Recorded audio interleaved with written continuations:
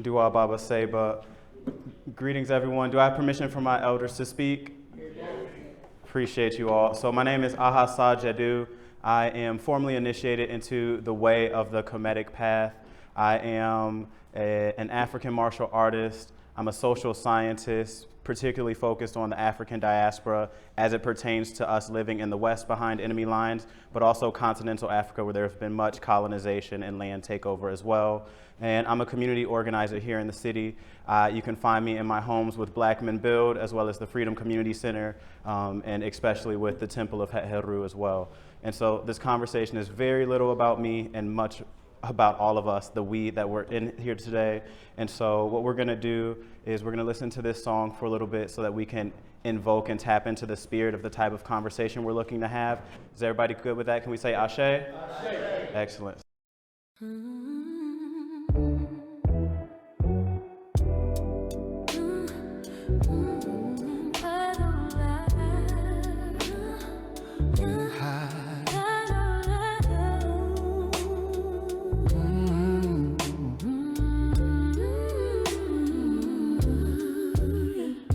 You rise like the Nile in my veins, golden skin. You wear the sun's change, your eyes, they hold the ancient rays. My queen, my life, my forever remain. You stand like the stars in the night, strong as stone, yes, soft in your light. Your voice hums the cosmos delight. My king, my heart, my eternal right. And take your seat on the throne, my love, where the heavens bow and stars above. We rule the sun, the sky, the sea. Ours are and I'll set eternally free. Your touch, it shapes the earth anew. Your breath is the wind, the morning dew. The goddess who carved my soul in two. One half is yours, the other one too. Your strength is the sun's eternal blaze. Your wisdom echoes in endless praise. Through death, through life, through shadow days, my love for you will never fade. We are the story in stone and sky, the love that gods could never deny.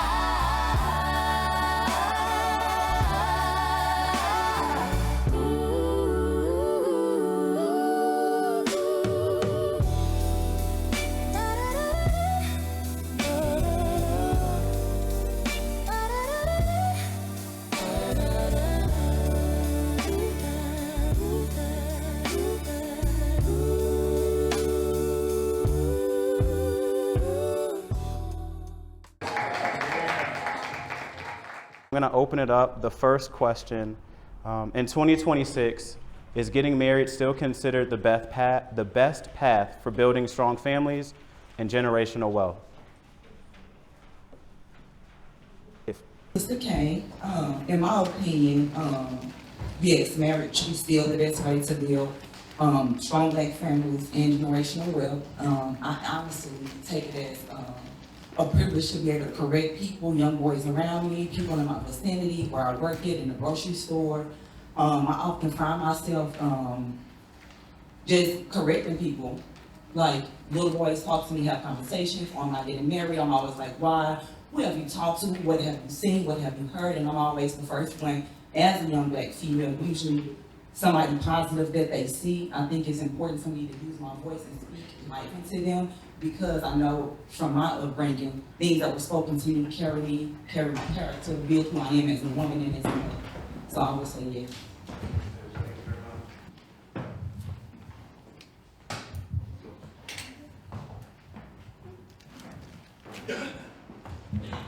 Yes, my name is Amari, and I'm very passionate about that because I know I live in the community, and 70% of the young ladies that the children go to St. Louis Public School or single parents when you don't have anybody to help you, it's already known that we're at the bottom. I read something that said in the next 20 years, only 19% of African American women will be married. You gain wealth by putting your money together. The Asians, the Chinese, all of those people are doing it. We're not doing it because we don't know. We're not investing. You know, our children is an investment, and we need to know our purpose. I'm sorry, but I don't think the males know their purpose. I wanted to ask them, do they know it? Do you know your purpose? It's not just, you're just not born to be here. We have a purpose for our community, and we need you in the community. And our community is looking like this because we're being attacked. And I just feel like our men aren't there. Back here.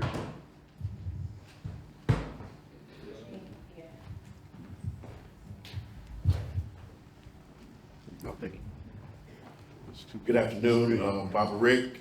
I can speak from my experience being married 43 years. I made a conscious effort to speak with my wife before we got married about children and about raising children and things like that, because I didn't have the best childhood when I came up, so I knew what bad examples were. And you know, she agreed with me, and we were able to come together and raise 2 boys, 2 girls, and very happy about that. I didn't have to go different places to visit them. They were all under my house, and you're right, with the economics, that was really a boost. It was really a help.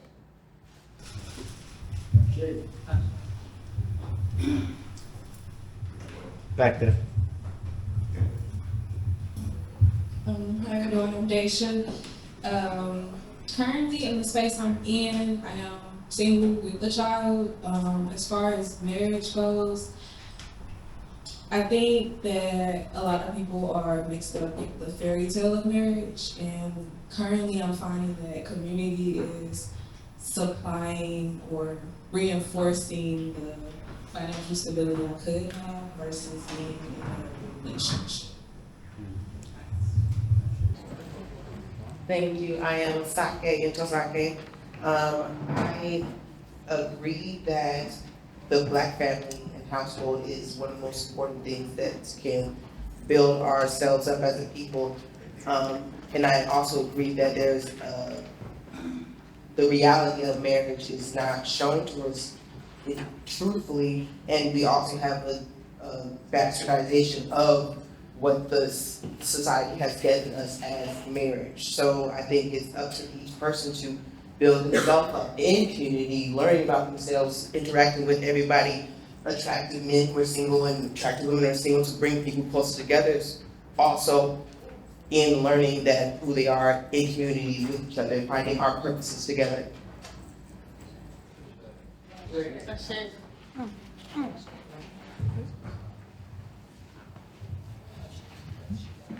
Peace and power. My name is Adrian. I believe that marriage is always the best option, but it's a healthy marriage.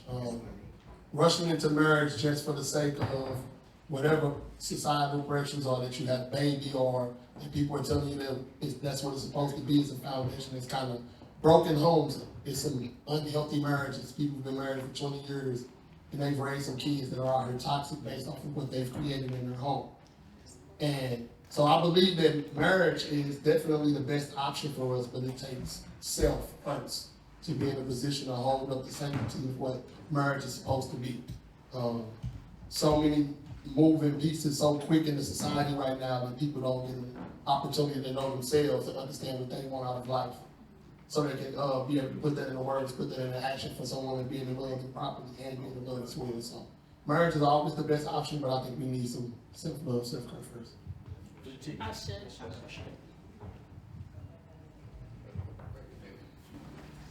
And so then my follow-up question, and anybody can answer, would be, what are some of the hindrances that we as a Black community are battling culturally to move us forward in marriage? I also would like to hear from both men and women's taboo I'm hearing a lot of is with the single mothers and it being hard for them to either remarry, get married. I feel like a lot of people are ignorant to, they only see what is shown on TV, and only people are highlighting bad conversations when it comes to single mothers. There are plenty of educated, young, black, older black women that are single mothers that are killing it in, you know, business, life, all type of things. And so I would just like to know what are some of the hindrances surrounding it. And then also to my sister that here, I kind of wanted you to elaborate on what you meant by us being in the bottom. Because me, I am a single black mom, I hate to say by choice, but go back to what my brother said about being equally yoked. I'm not going to stay around for abuse. I'm not going to stay around for abuse, disrespect, anything. So also comes to a point where you being able to stand up for yourself, to speak loud, and not be afraid to do those things. But I also wanted her to talk about what it meant to be in the bottom.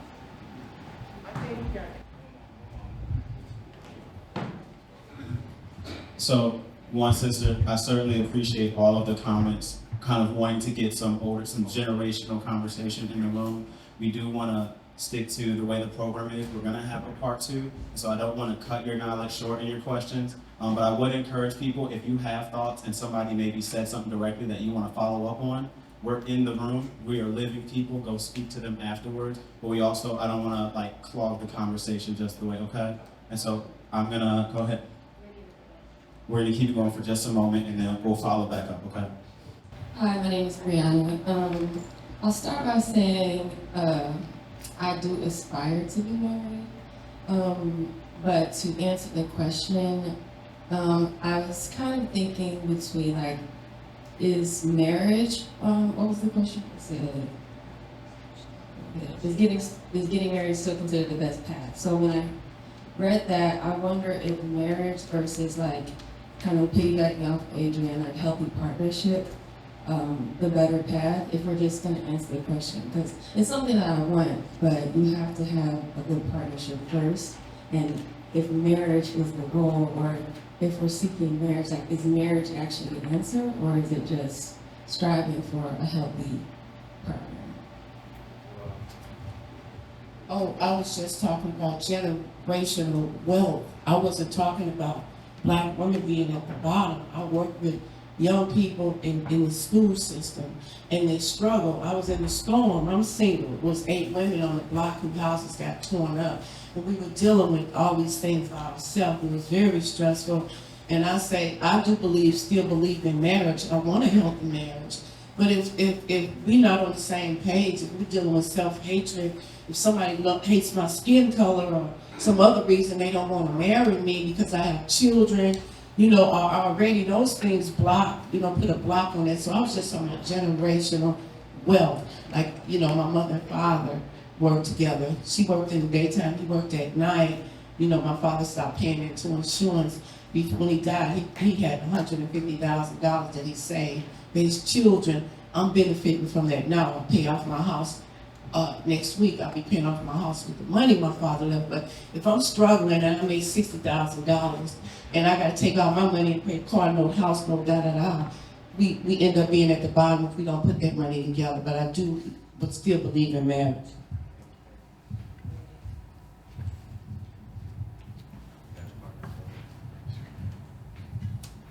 Okay. This question is more about, in my what I read it, it's more about not just do you believe in marriage, but it's just talking about for building strong families and the generational wealth. And we always know that more is better. So you got 2 incomes, you have 2, but it also goes back to being mature enough to be able to handle relationships, to be able to understand that personalities are different, being able to work through things together. So a healthy relationship with yourself first, to be able to then understand and navigate a relationship with another individual. But more is always better, you know. So if you got 2 healthy individuals, mentally mature enough to be able to navigate a relationship, you can always move faster when you have these two incomes, building generational wealth, you instilling all these perspectives in your children. But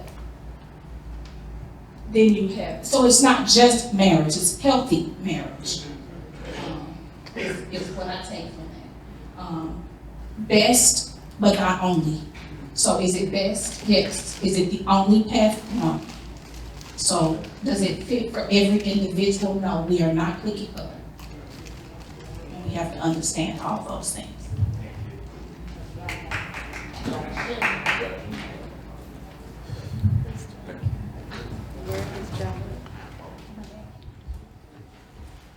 Peace and blessings, family.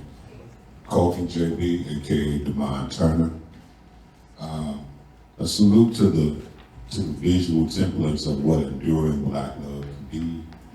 So I believe, I feel that divine relationships is a reality, but due to all of us being more of the melanin persuasion in here, I would have to ask to the family, who was our template for what a divine relationship could be?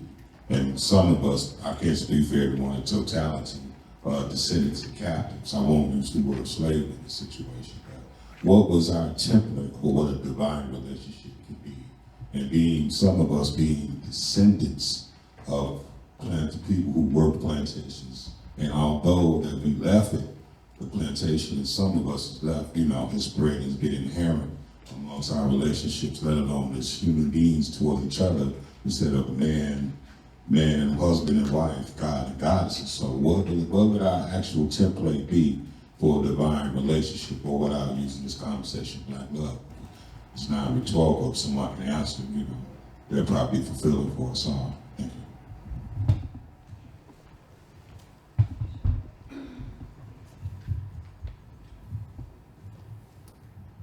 Assalamu alaikum, family. Again, Brother Henry.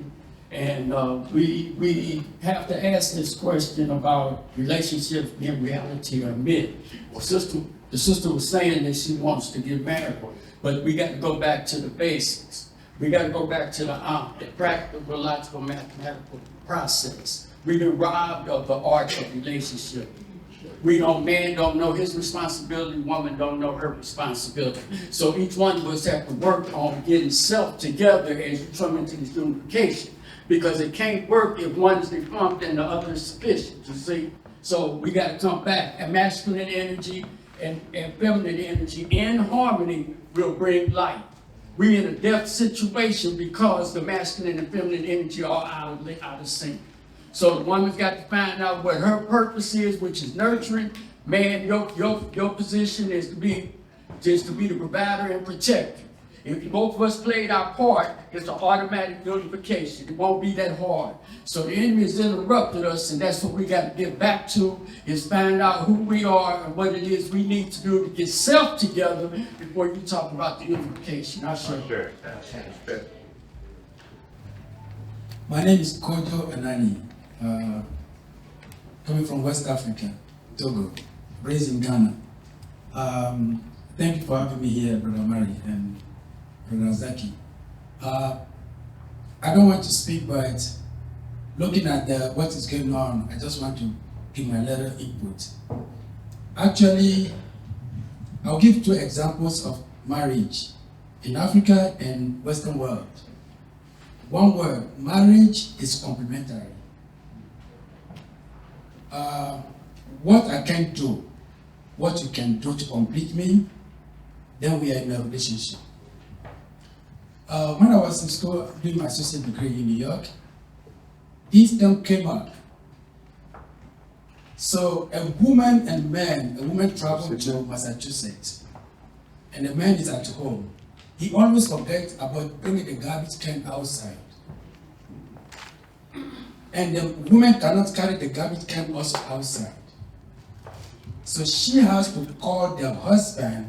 Tomorrow is Monday, it's a garbage day. So you have to get up early and take the garbage can outside. If the woman did not call, the garbage overflow in the house. So that's the complementary that we're talking about.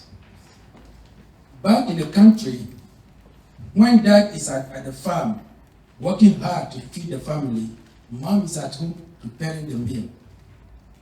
Before dad comes home, all the love, respect, everything is given to that man to encourage him to continue doing what he has to do. We need that. So coming here today, rushing into marriage is a process. It will never end. It will be growing. Those who marry 43 years, 46 years, 60 years, we still learning. Forgive. And everything that we, no rush, no disrespect, calling names. Those are the things that is destroying our community. We need to come together. We need to start loving each other, forgive each other.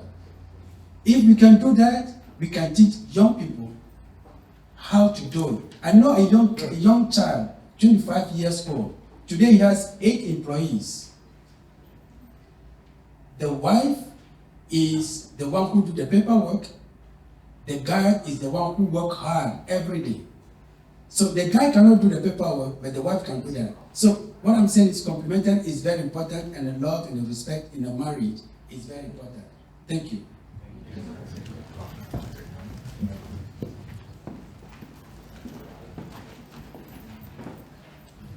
Yeah, I want to speak for my sons. I got both 2 sons that are in their 30s. And, I'm asking them, well, we're going to have some grandchildren, So my youngest son, it hurt me when he mentioned that religion has really put a damper on us as a people. He said that when he's talking to someone about religion, and he'll let them talk, but when they let him talk, because I brought them up kind of conscious, he said they got quiet and the sister was crying on the phone. So we got to look at this religion one day, because I think religion is really departmentalizing us. I just want to say that. Peace and power, Helen. I would like to say that there are a few new economic things that I've learned about recently that I believe are a good way to generate generational wealth, especially when we consider the Western fickleness of marriage. But I do know a lot about cooperatives. Baba J walked in. I know that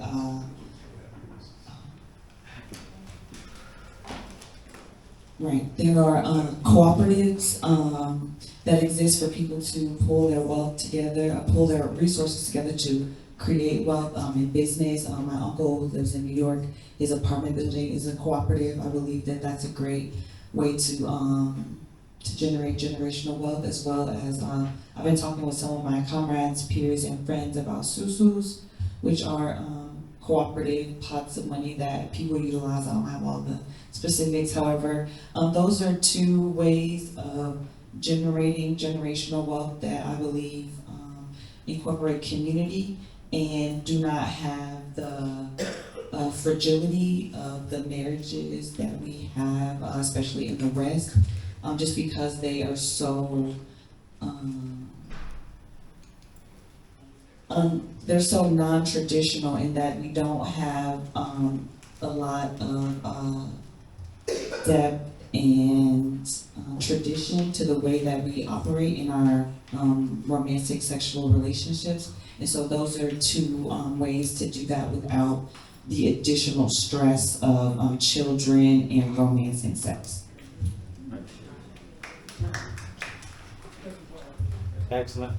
So what we're going to do, family, we're going to move on to question number 2. If you have more thoughts, you do have a note card, go ahead and write those down. But what we're going to do is we're going to move on to question number 2. Question number 2 is romantic attraction sufficient as a primary driver for starting a serious relationship? Or should other factors take precedence? If so, which ones? For those who came in earlier, or who came in kind of later to the discussion, welcome to the discussion. We are keeping our comments to 2 minutes. This brother up here in the white sweater is our timer. If you're speaking, kind of be looking towards him as well as the crowd. If he ever raises his hand with a fist, that means that your 2 minutes is up, and we would like you to bring it to a close so that we can make sure that the conversation is circulating, okay? And so with that being said, is romantic attraction a sufficient driver for a serious relationship? Should other factors take precedence? If so, which ones?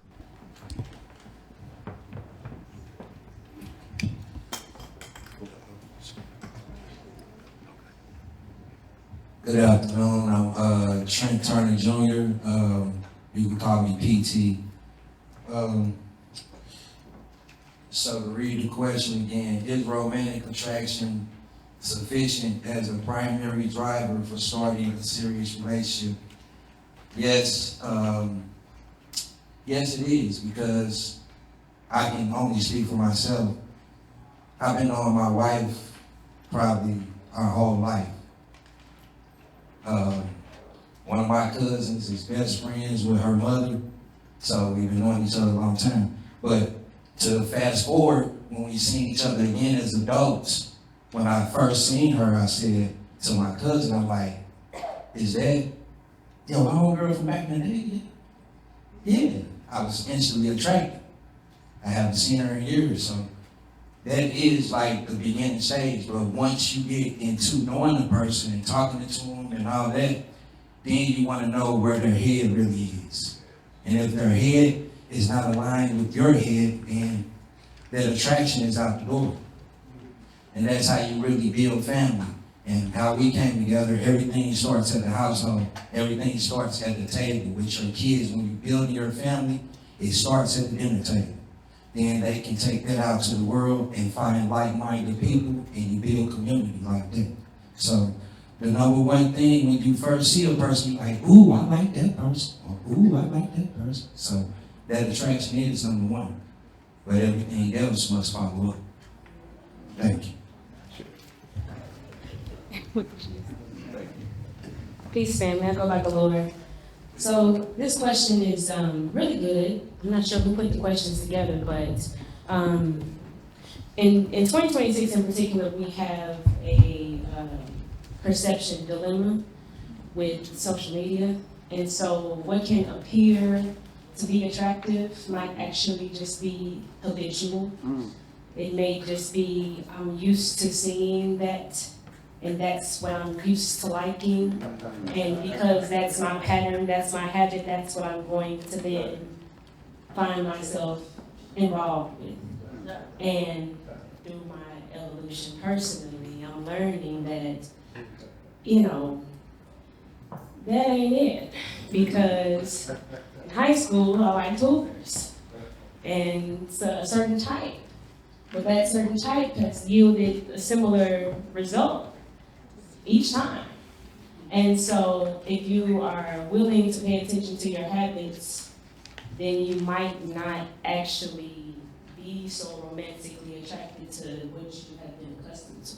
And so beyond that, if we can be more spiritually inclined, when we talk about divine relationships, I tend to feel more spiritually inclined about the conversation. So what does that person even feel like in their presence? What are their habits? Are they, you know, meeting those intangibles that you can't see until you get up on them and you live with them, and now you have all of your affairs together, all of your basic needs, you know, are then in coherence with this individual that actually aren't the best fit. So, yeah, that's another perspective, just maybe being more aware of, okay, what have I typically been attracted to?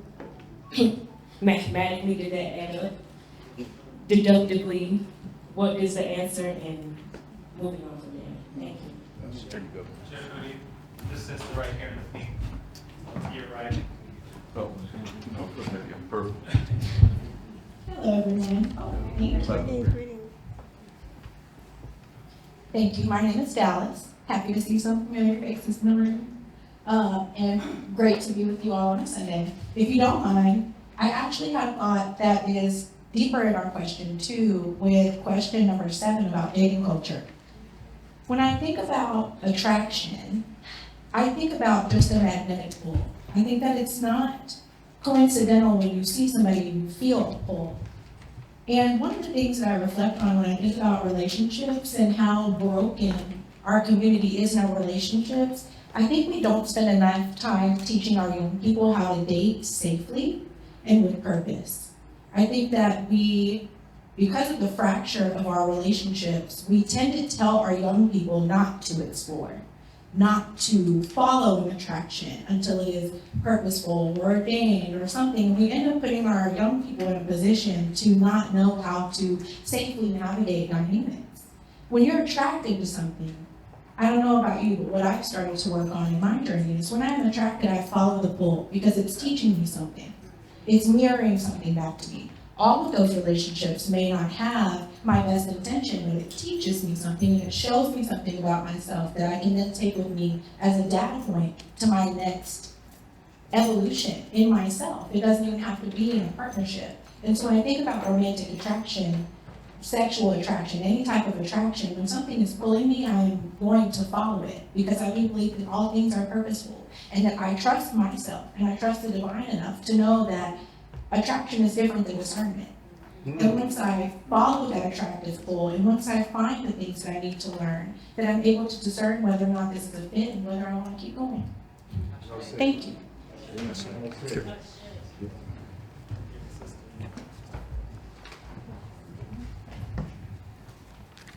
Hi, everybody again. I feel that attraction is not just a physical thing. Kind of piggybacking off of like what everybody said, they summed it up for us. It's going to be the conversations you have. It's going to have a lot to do with that discernment. It's going to have a lot to do with the things we have in common, the things that we share. For me on my journey, my thing is I'm looking biblically into what do you believe in, those fruits of the spirit that God has all blessed us with. Do you possess those things outside of just a look?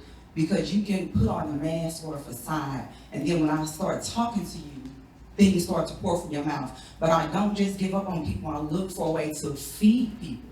You don't want to just leave people. I feel like that's something that we commonly do as a people, black, white, whatever. I don't like you. I don't like what you're saying. I don't like how you present yourself. But how can I help you get better?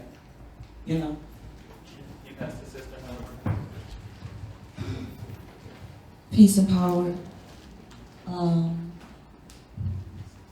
I think that in a healthy community, romantic attraction can be enough to start a positive, healthy, serious relationship, especially when you know people well. However, other factors, I believe, should take precedence, like integrity, honesty, emotional maturity, financial responsibility, an ability to self-govern, be not self-sufficient, but there are a lot of things that I would say that are a quality of an adult, a functional adult in a society that I think are more important than a romantic attraction, because that's something that can be built over time when people are working in the same purpose towards a goal that they've agreed on. A romantic or attraction can come. I think a good example for me is like any movie when people go out to work and their spouse stays home and they are doing work with people and they find themselves in an extramarital affair because your romantic attraction develops while doing things together. So I believe that that is not necessary.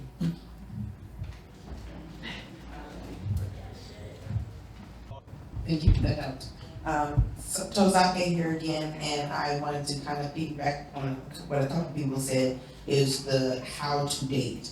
A lot of people who are single, who are attempting to, are throwing darts at a board. Basically, they're just trying to see what works, and is not a consensus of what questions to ask, when to ask those questions, because some people will go in like, I'm a person, I want to know everything up front.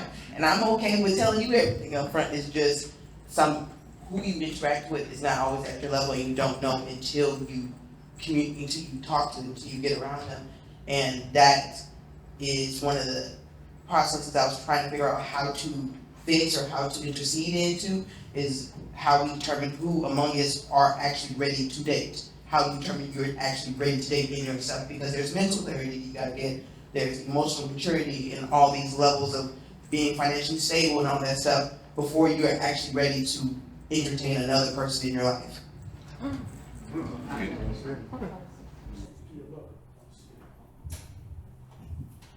Good afternoon, family. What a timely subject. I'm Dr. J.A. Salam. I'll be very brief, right to the point. Of course, we talk about romantic relationship, attraction. And no different if you're going to breed animals. You notice that there's a certain breed you look for, you make sure it's a good pedigree. And so when you see someone, in my humble opinion, the first thing that you're going to be is attracted to that person. But you say, I look at how they dress, I look at how they act, I listen to how they talk. It's a lot of things that play a role in the determination if this person is even qualified, because I know my mission, as you said. When you know who you are, then when you talk to someone, you already have an idea if this is the caliber of person that you're interested in talking with, or even being involved with. You want to ask those key questions, though, along the line, and see if you can establish, first and foremost, a friendship with that person. Because if you can become a friend, then you have a better chance of a long-term relationship, opposed to taking the beginning phase as physical or romantic, because that'll cloud your view and your perspective and perception. And so what I would say is, yes, you want to be attracted to the person if that's what you're looking for. Some people don't have to necessarily like a small framed or whatever. Some people like big people. Some people don't mind if they are beauties on the skin deep though, but you might not mind if they're not the most attractive. You're looking for other things, right? Okay. Keep coming down, Jehudi, to the right here, this woman in the brown. No, that's your left, my apologies. Good afternoon, everybody. I'm Bolani Lay. First of all, I think we get proud back here. I think we all just say a little bit.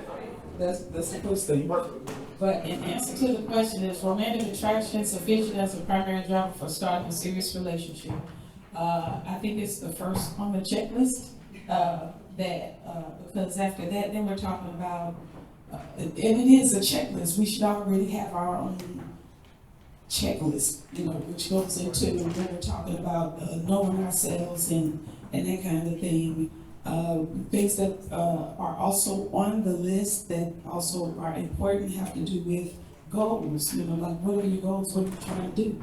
What is your purpose? And I'm sharing my purpose. I'm sharing my goals. Whether or not there's alignment there, whether or not there's agreement, whether or not our values align enough. How do we handle conflict when there's a problem? Do we work together to come on the other side of the conflict together? Or is there willingness to make sure that we do that? So I really appreciate what you said, brother, about what completes me, because that's different for everybody. And so it's like, okay, so do you complete me? Do I complete you? Do you agree that I complete you? That kind of thing. Agreement. Baba Rick said it. Baba Ricky said it in the very beginning. Agreement. He got agreement with his wife. So those are my inputs. Thank you.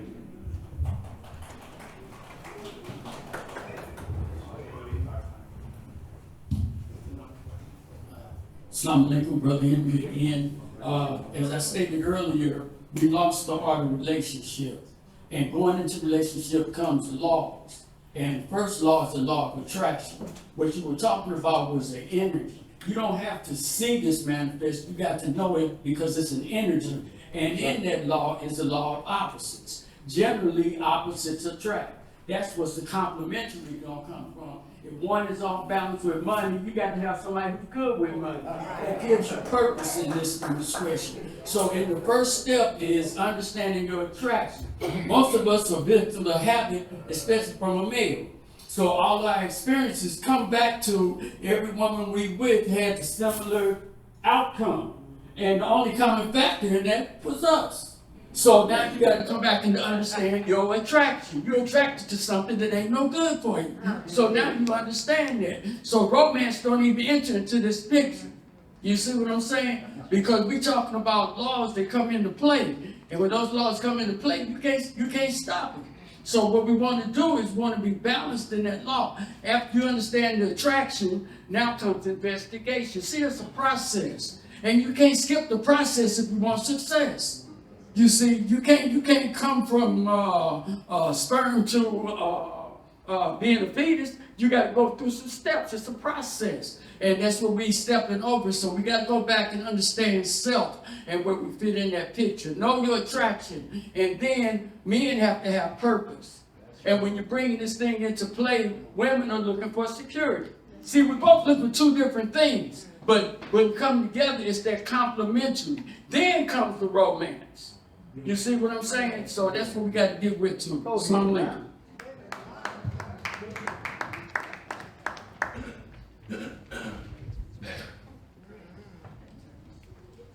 Again, good evening. This is a great conversation. In terms of, first of all, in May, I would have been married to my wife for 50 years. I praise the God. And I praise the God. First of all, there is, in my opinion, and first of all, kind of like a romantic attraction. However, we have to all understand that the romanticism can go out at any time due to someone's health getting bad or the whole body shape getting different. But the key, in my humble opinion, for any relationship, long-term relationship, is a spiritual. Families that pray together, stay together. And also, you have to be open to each partner's concerns. You gotta be able to converse. And if there's an issue, you have to talk that issue out. As well as I would encourage any newly married people to travel together. You have to see the world together. And then, of course, there's the understanding of each goal in life. And so for me, those are some of the keys. Marriage is not no all the way, everything will be great. For real. It's struggle. And you gotta be prepared for that. And so with that, that's all I'd like to add. Oh, no. Yep. That's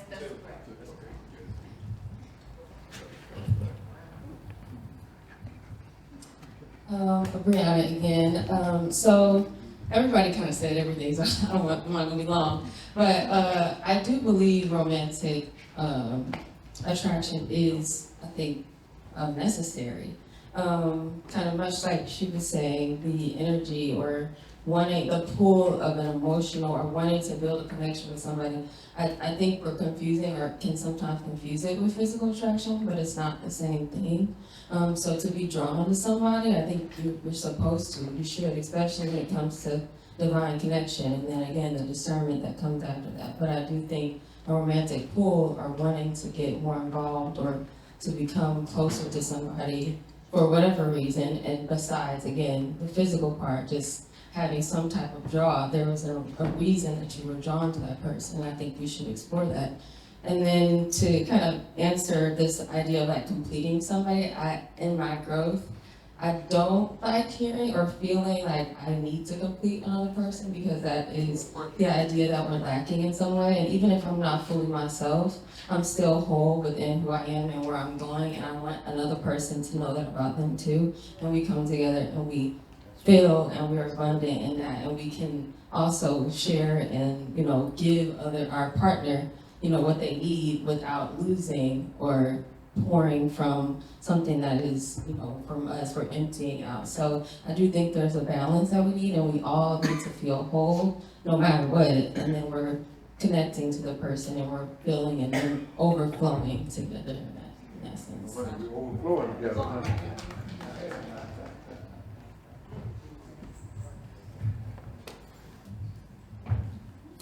I believe romance is important, but it's kind of understanding that romance does not have to be tied to the immediate nature of your flesh.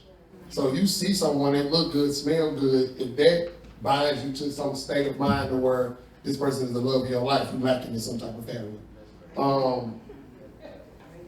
It was a time when I was young and dumb and had a very limited perspective, and my buddy got married.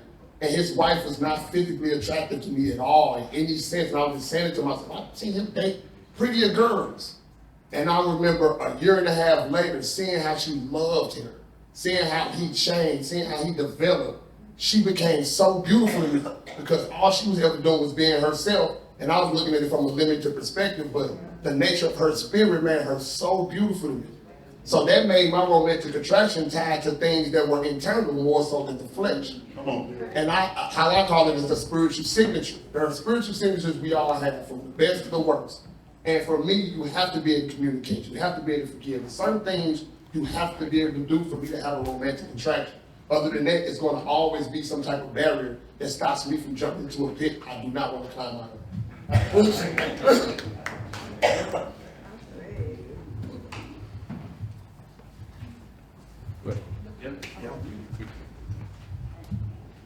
Hello, I'm Folami, and hi.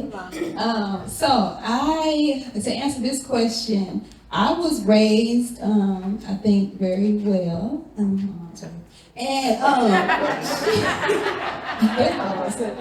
But because I was raised to not prioritize the romantic attraction. Oh, you may think somebody looks good, but hey, what else are we looking at here? So, but the thing is, so I did get married, and I was married 11 years, and to us, we think it was successful. Yes, we did divorce, but the problem is I wasn't attracted to him, and not at first, and I couldn't see him as a romantic person. He was eccentric, and I was like, I can't see him in romance. But we were friends, and he was, just a wonderful person. I still think he's like the best person I know. We have a daughter together. But the problem is he did grow in attraction. We did grow in attraction, but it just still was not where I realized, I need to actually have that for real as a foundation in order for me to be, was inspired to do all of the wifely duties that I need to do for a long time, lifetime. So.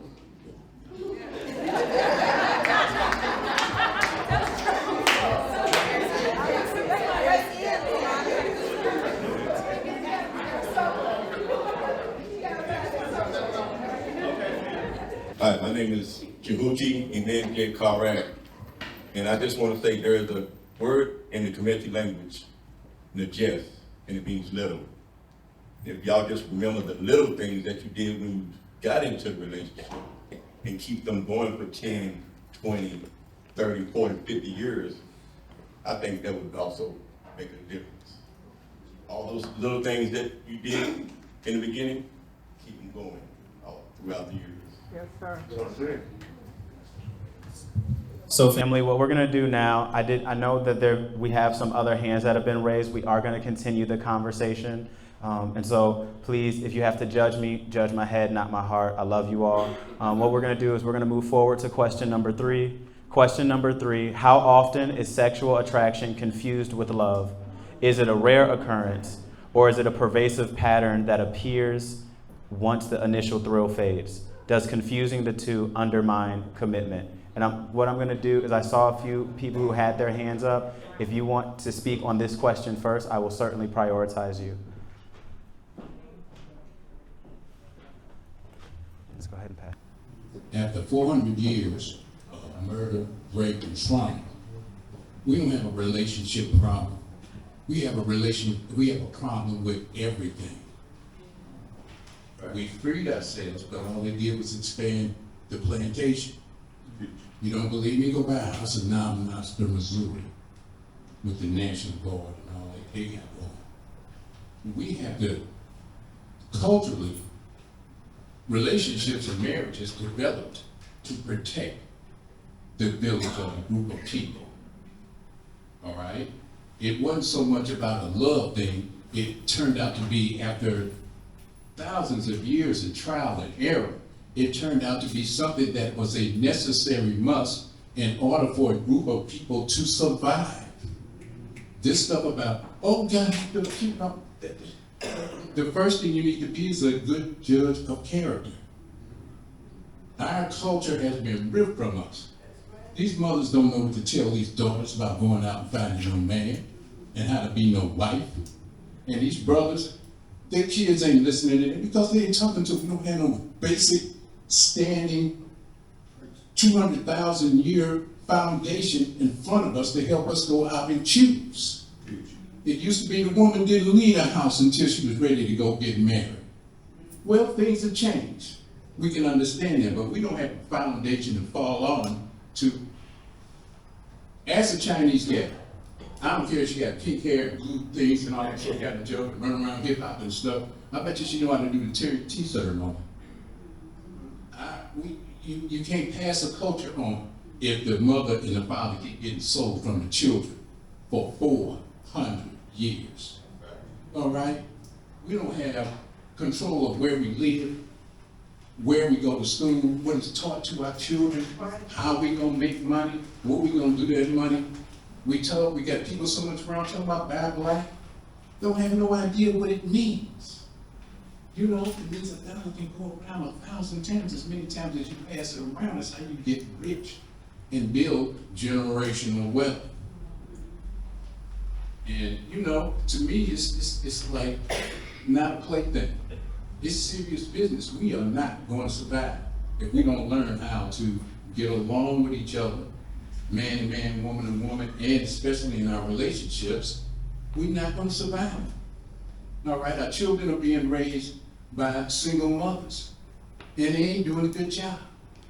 They're doing just a poor job with this brother she hooked up with. His stuff stays all this time in the cooler because he lost it and don't know what to do. Excuse me, my brother.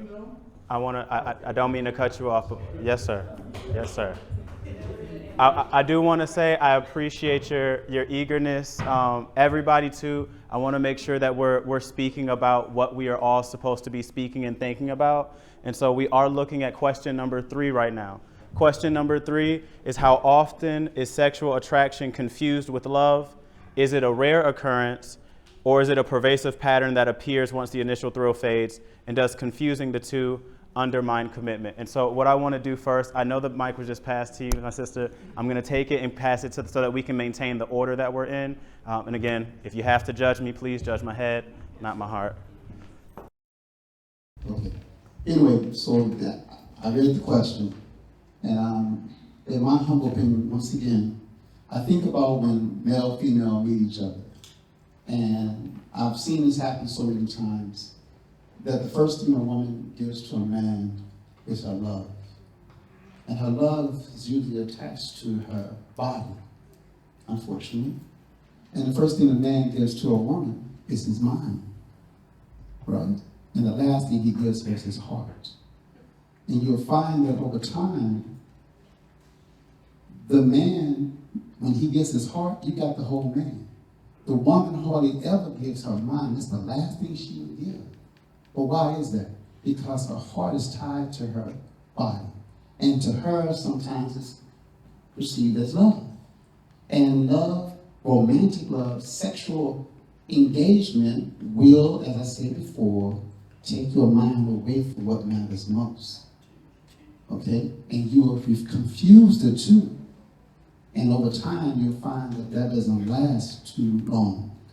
So yes, indeed, there are some confusing things that happen when you get sexually active. And it's very important, as the brother said and as others have said, that you truly get to know that person. Get to know them, but know them on mental levels, not the physical, because that's going to fade over time anyway.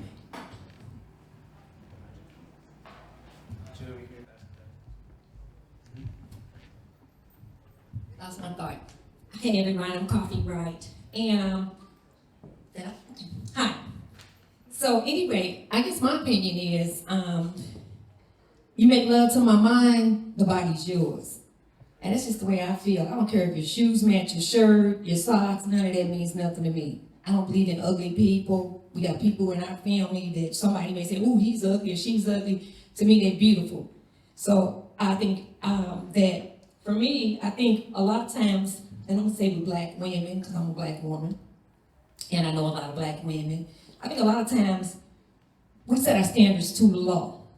And what I mean by setting our standards low is, it doesn't matter to me if you change oil for a living, or you collect cans, or you work on Wall Street. None of that matters to me. What matters to me is building together. And we don't hold the men responsible enough to build together. We know, I think it's important to say, I don't care if I got the bricks and you got the mortar, bring the water, whatever.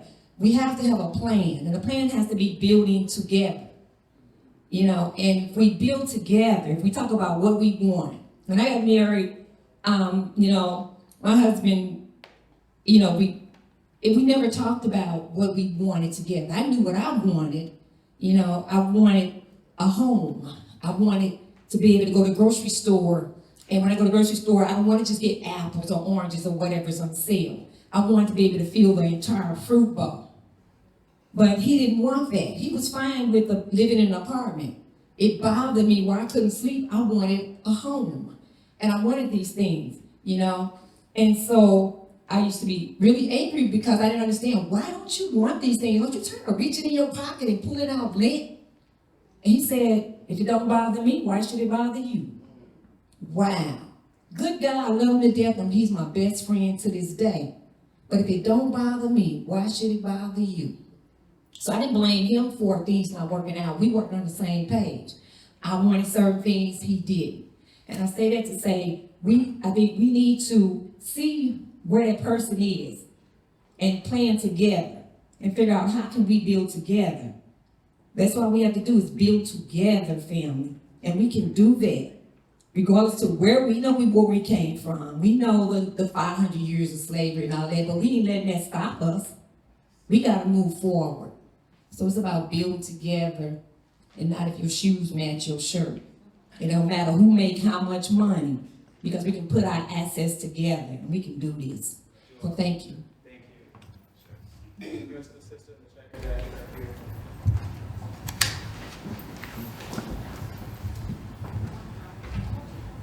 Hello, everybody. Hi. My name is May. I'd like to say that I think we need to start to question how we conceptualize some of the things, like what is sexual attraction? What is sexuality?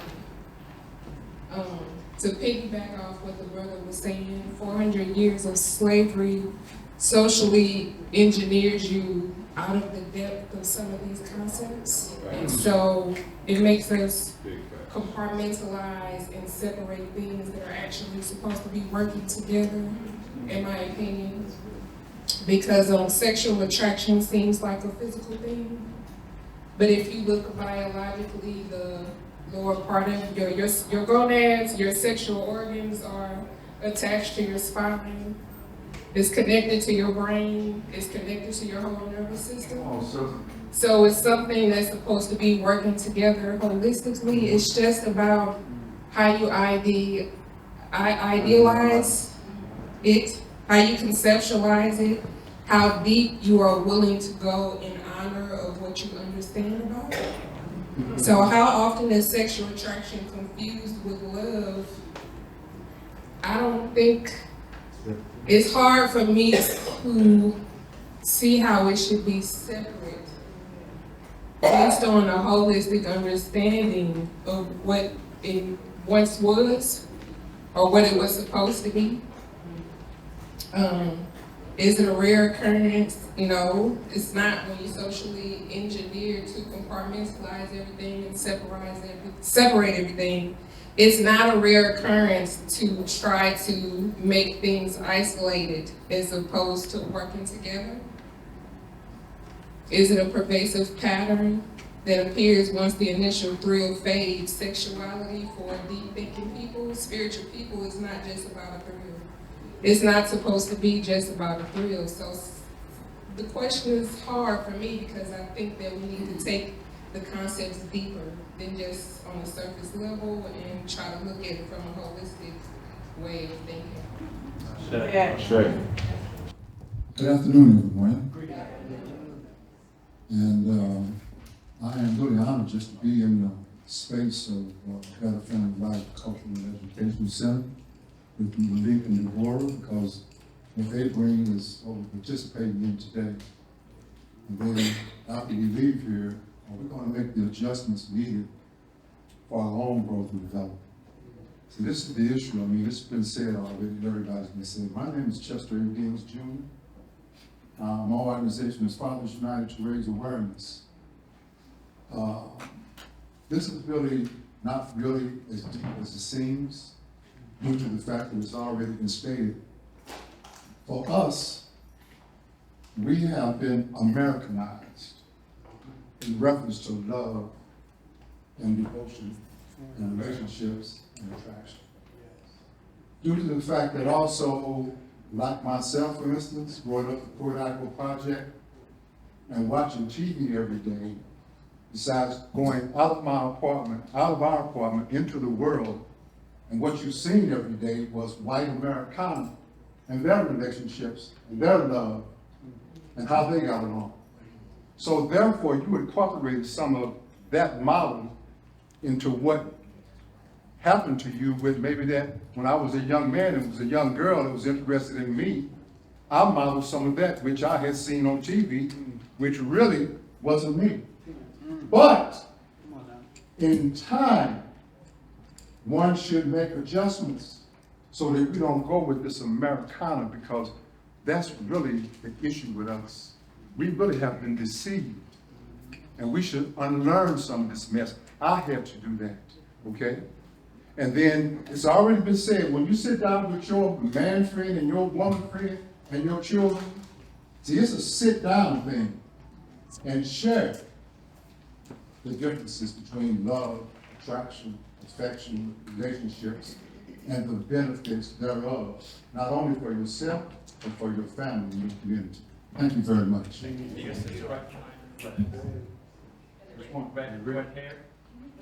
Red hair, shit, not the red dress.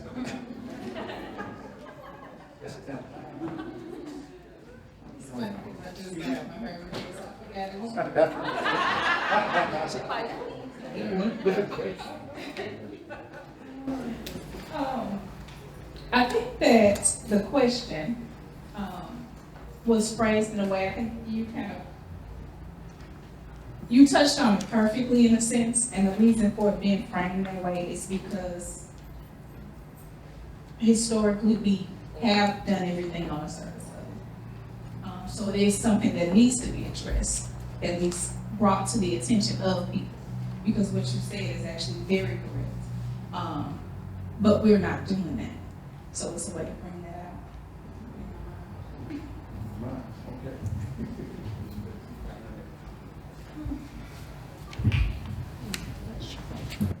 Peace, family. So looking at the time, it is past 4:30. We have more time than we've been allotted, so I do want to respect everybody in the room and just say, if everybody is okay with continuing the conversation for a little bit longer right now, can we have an ashe?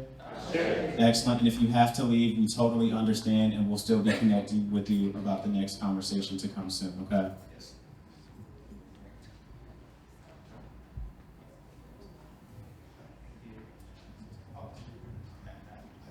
Again, something like family. Yeah, it's you know, we started looking at the difference between sex and love, and we get them interfered with. And so we first have to put a definition on love and sex. Does everybody have a definition for love? You see, we all got concepts of love, but deep inside, love is just a responsibility. You're responsible for how you treat and speak to somebody, just as simple as that. It's not that complicated. Sex is just this basic act, the basic carnal act of reproduction. That's all it is. And so what we got confused is we try to have sex as a pleasure rather than taking pleasure in the reproduction.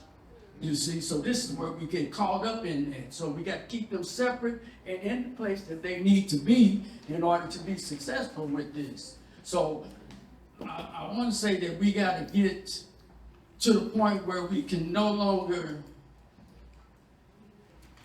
make the sexual thing a priority, you see. And so that's the key to it. And so we just got to get it together and don't get sex confused with love and put them in the place that they need to be. Sure. Peace and power. How often is sexual attraction confused with love? I will say very often, more often than not, especially if we're keeping our conversation in the present. It is not a rare occurrence, and it does, confusing sexual attraction with love does undermine commitment. I think that that's part of the reason we have such a pervasive family issue and interpersonal relationship dynamic, and we have so many online gender wars and so much domestic violence because people do confuse lots of things with love, not just sexual attraction, but definitely sexual attraction. I would say that you would be very hard pressed to turn on the radio to find songs that talked about getting to know somebody over a long period of time and meeting the people in their life and having mentors and talking to your family about the person that you like or are attracted to, and getting input from the people around you who pour into you about how can I create a deeper relationship with this person that I do find attractive to me and who does meet the life criteria that I have for myself. And so, oh yes, so that's part of the music. And someone did mention television. We do more and more learn about life and society and people from television, from music, from things that people who haven't lived those things wrote about, from their fantasy. And we absorb that into our eyes and our ears, and we believe that those are real life circumstances and situations that we can, that we are to navigate ourselves in. But we must anchor ourselves in the truth, and we must anchor ourselves in the reality of who we are as individuals and how we relate to each other based on the community that we create.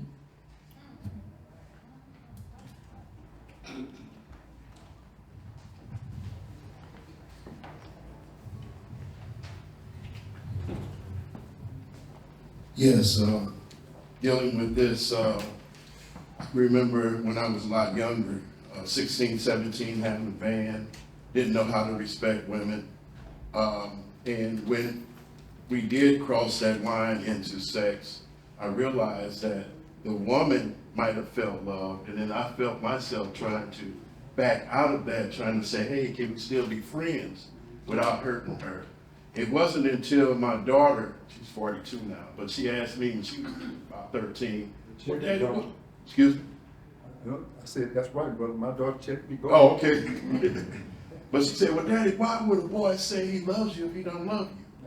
And that hit me like a brick, and I had to explain to her. I said, baby, when you doing sex, you taking a man inside of you. Now, I don't know how that feels, but there's got to be an aura that you carry along with you.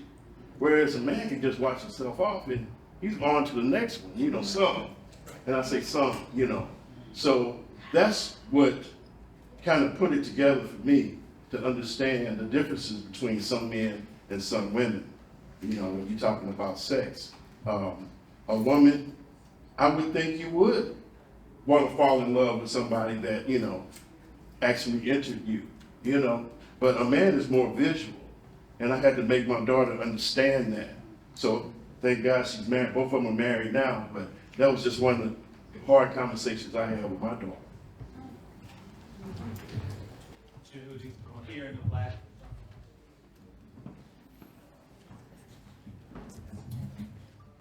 Peace and blessings, family. It's an honor to be here and have my consciousness be impacted with so much information, wisdom, insight, understanding coming from so many different perspectives. I don't know that I have many answers in my life. I'm 75. I've been married 42 years. That's my brother right there. So this is like I'm bullet this, because like my brother Malik, we come from a long-winded family. And with a lot of wisdom attached to it. I will say that the perspectives that we're having a conversation right now, and the questions that come up, what it brings to mind is, who are we having these conversations with at what point in their development and where they are in their life? The wisdom that this brother is developing and sharing sometimes comes out of years of understanding of self-introspection and knowledge. And you can have that conversation with people who have a similar understanding and some experience. But can you have the same conversation with somebody who's 13 years old? Can you have the same conversation with somebody who's 16 years old? What is the perspective of a person who's 13, 12, or 7, getting ready to enter puberty, whose life is getting ready to take them to a period where they are no longer in control of their intelligence, because what drives them is what's happening inside their body right now. So their understanding may be very different than yours at 22, at 25, at 30, at 45, at 50. I would say that the goal of this experience that we're having right now, in addition to the brilliant questions, is for the elders to come together and the people who know and determine or understand that this is an organic process that we are in. It constantly shifts and changes every single day. We are becoming new every day. We are regenerating every single day. As we do that from period to period to period, the lessons shift as our names shift in Africa. When you get older, you get another name based upon who you are at that particular point in your life. So I'm going to stop because, as I said, we are long-winded, so long-winded. But I just want to say I am really, really happy to be here. My wife just got here from Harlem, and I wasn't going to say sugar honey iced tea. Right? I'm just going to be here and I'm going to shut up.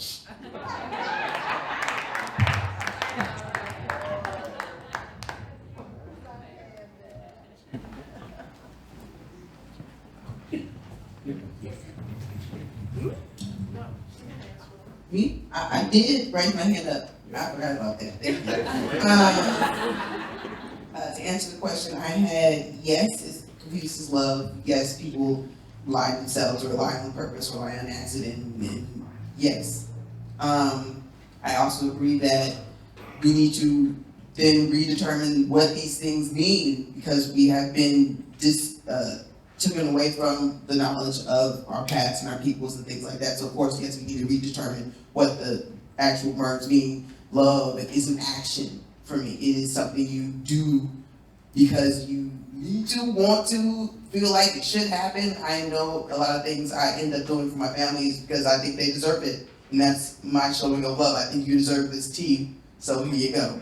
And it's just, I think the first step would be, again, going back to determining if you in yourself are ready for that sex, or if you're ready for that interaction to become into that new element, because sex is not just biological, it is spiritual. It's something that you carry with you, something that you are now connected to this person, even if that person doesn't stay with you, even if that person goes on to another person. That's why I also believe in leaving someone in a better position when you leave. Just because we doesn't work doesn't mean you're a horrible person. It means you're not right for me. But if I can help you get to your next level, always right. Right here in front of you.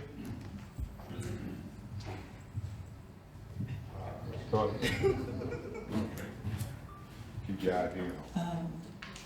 Appreciate most of it said if I understand everything correctly. I'm still hung up on what Brother Roderick was talking about in terms of the criticality of the condition that we're in as a people.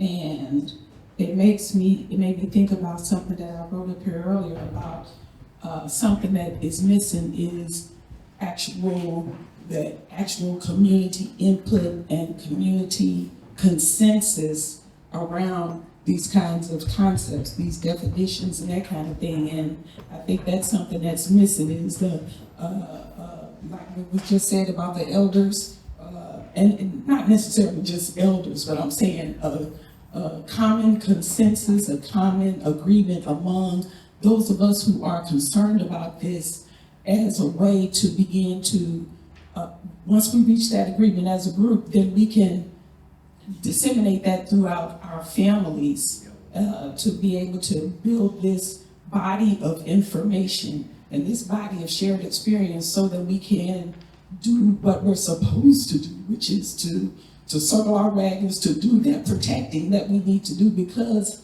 of how critical of a condition that we're in right now. I'm not sure if I'm conveying this. No, okay, all right, and then I'm done. Thanks.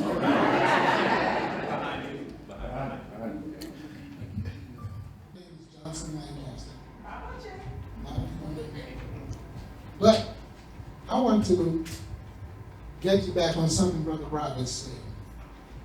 He gave a definition of love. And I'd like to extend on that definition. That love really is the ability to seek unity.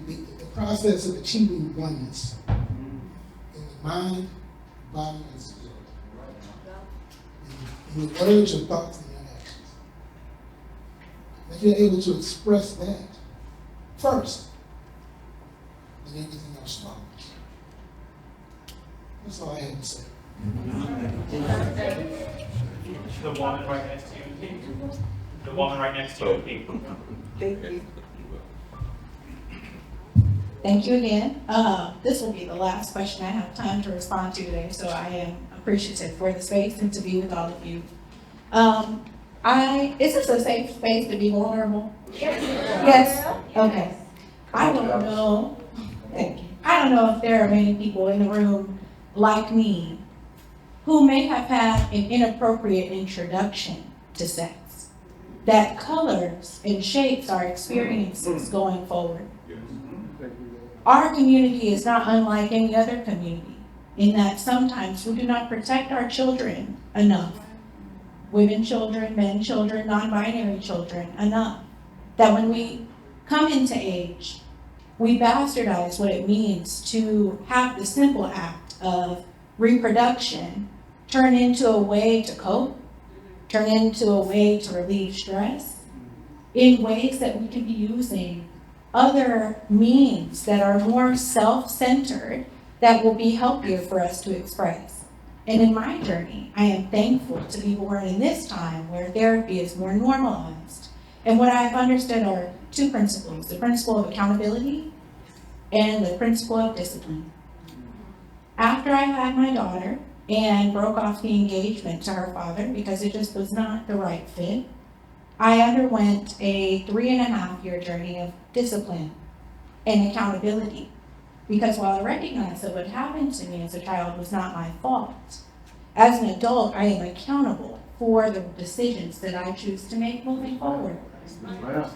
And if I can have the discipline enough to sit still, to be with myself, to recognize the ways in which that has manifested in, I shouldn't say poor decision making, but decision making that doesn't serve my highest good, then I can then become more accountable to the choices I want to make moving forward. And I will say, this is my last thought. I think, although I did undergo that journey, the inspiration did strike again.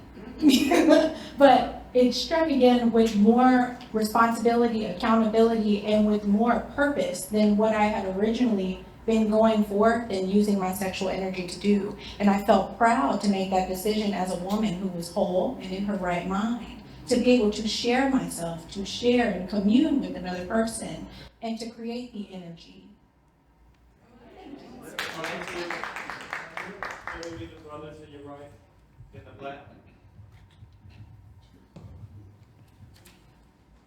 Peace again, family.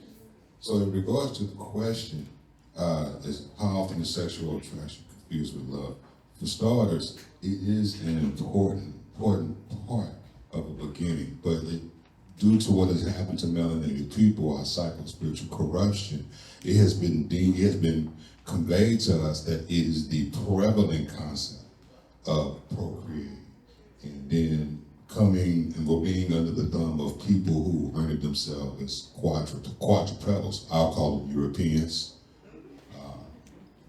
We have been like I said, psycho-spiritually corrupted to believe that this is the deal breaker or the end all of anything that is deceased, because we have gotten away, due to what's happened to us, a concept known as symmetry. Because in anything symmetric, there is a spiritual aesthetic. And then there's a gentleman named Professor James Small who deemed it an acronym, spiritual energy excreted. So when we embark on these things, what we may call this love, I won't use the F word because that's not our word. But the thing of it is that we must understand that from this point on, since we know that we are a people that is in dire need of healing, anything that we teach must be a communal lesson, and that we should be able to have these barriers not even visible or even present.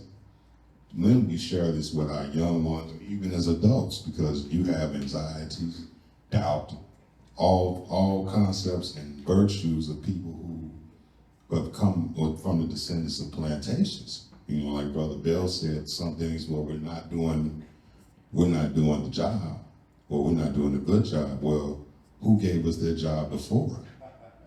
And more importantly, you know, good things. But the thing of it is that we are coming from people who are descendants of people who have been psycho-spiritually corrupted. So we must understand everything that we saw and learned before was not for us. So we must either revisit or research how we were so we can propel ourselves to a new beginning. Ashe.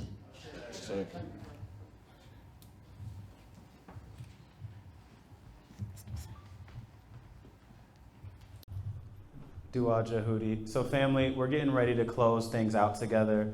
I want to begin by just grounding us back in what our mission was. And so we want to build strong community that is grounded in divine relationship with one another, whether that's romantic or not.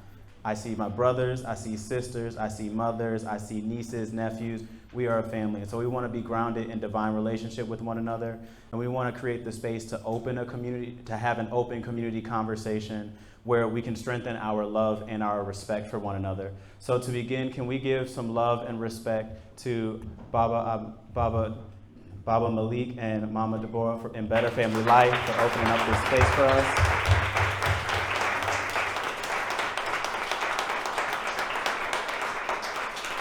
We also want to say thank you again to the Temple of HetHeru's coordinating committee for getting this together. And so what we want to do before we close is I want us to do this, a little bit of a call and response together so that we can circulate our energy with one another again. And so, you know, I'm in a room full of melanated people. I know we have rhythm, so I don't believe we have to coach ourselves through this. I'm going to say one thing, you're going to say it back on the same beat, and we're going to get through this together, okay? And so I want us to say, I am a link in this chain, and I won't break here. I am a link in this chain, and I won't break here. I am a link in this chain, and I won't break here. We are links in this chain, and we won't break here. Ashe.